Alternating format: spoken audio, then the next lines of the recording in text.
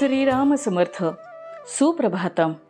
हिंदू जागृती न्यास आणि श्री घंटाळी मंदिर संस्थांच्या प्रभाते मनी या कार्यक्रमात अमृतापाध्येचा सस्नेह नमस्कार. श्री ब्रह्मचैतन्य महाराज गोंदवलेकर प्रवचने 18 ऑगस्ट. रामाला अनन्य भावे शरण जा. प्रपंचात देवाची आवश्यकता आहे हे सांगायला नको. प्रत्येकाने आपापल्या परिस्थितीचा अनुभव जर पाहिला तर त्याला खचित असे आढळून येईल की आपले हे सर्व वैभव केवळ रामाच्याच कृपेने आहे.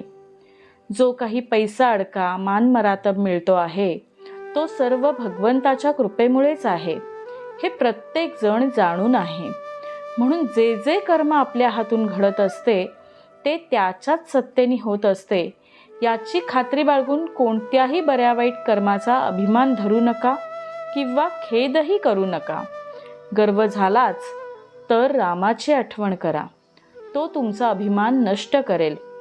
नफ्याच्या वेळी अभिमान उत्पन्न होतो, तोट्याच्या वेळी दैव आठवते. म्हणून दोन्ही प्रसंगी अभिमान नसावा. माझे कर्तेपण मेल्याशिवाय भगवंत प्रसन्न होणार नाही.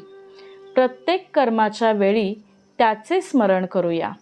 राम करता म्हणेल तो सुखी, मी करता म्हणेल तो दुःखी. लहान मुलाप्रमाणे निराभिमान असावे. रामालाच सर्व समर्पण करून आणि समाधान मानून ठेवूयात. रामाला शरण जावे आणि मजेनी असावे. आनंदाने संसार करावा.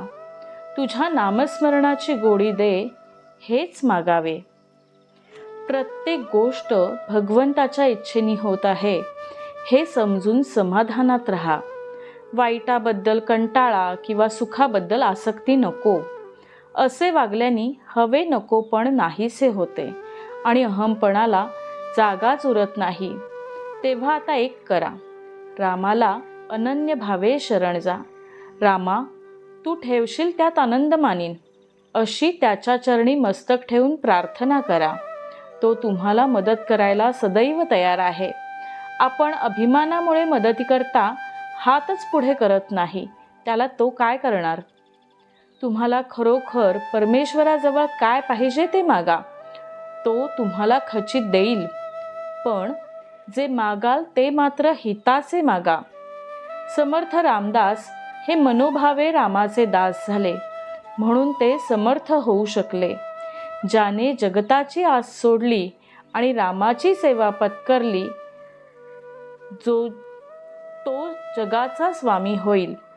म्हातारे असतील त्यांनी भगवत भजनात आपला वेळ घालवावा आणि तरुण असतील त्यांनी भगवत स्मरणात कर्तव्याला चुकू नये.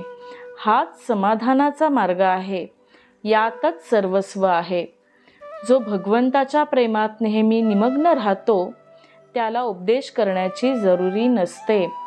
भगवंताने गोपींना उपदेश केल्याचा ऐकिवात नाही. त्या सदैव त्याच्या प्रेमातच रंगून गेल्या होत्या. भगवंताचे प्रेम एक त्याच्या नामानेच साधेल. म्हणून नेहमी भगवंताच्या नामात राहून आनंदात आयुष्य घालवा. भगवंत कृपा करेल हाच माझा आशीर्वाद. बोधवचन.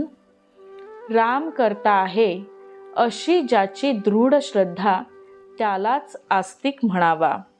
आजचा हिंदू कर्तव्य दिनविशेष श्रावणी रविवार. या निमित्त आदित्य पूजन केले जाते.